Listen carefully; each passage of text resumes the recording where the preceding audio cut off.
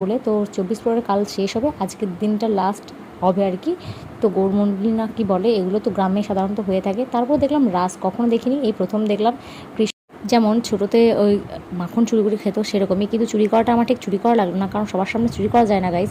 যাই হোক, এরপর আমরা আইসক্রিম খেয়ে নিলাম ভিড়ভাড়টা এড়িয়ে। ফাইনালি একটা আইসক্রিমে আমাদের ঠিক পোষায় না, তো যাই হোক এরপর আরেকটা আইসক্রিম খেয়ে নিয়ে আমি বেরিয়ে পড়লাম বাড়ির উদ্দেশ্যে। অ্যান্ড দেন সকাল হয়ে আমরা জামা কাপড় গুছাতে লেগেলাম, সরি আমরা না, মানে ওরা।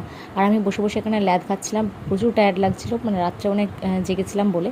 এরপর আজকে দুপুরে ছিল এখানে, যেহেতু আজকে শেষ সেজন্য খেতে গেছিলাম এখানে, মানে প্রসাদ খাওয়ানো হবে বলে।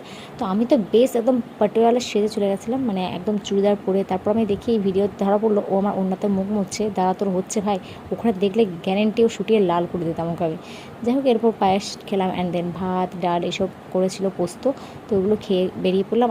আমার হাত ধোয়া হয়ে গেছে, বাট ওদের আর হাত ধোয়া শেষ হয় না। এরপর এখানে এসে আইসক্রিম খেয়ে নিলাম। এখানে এসে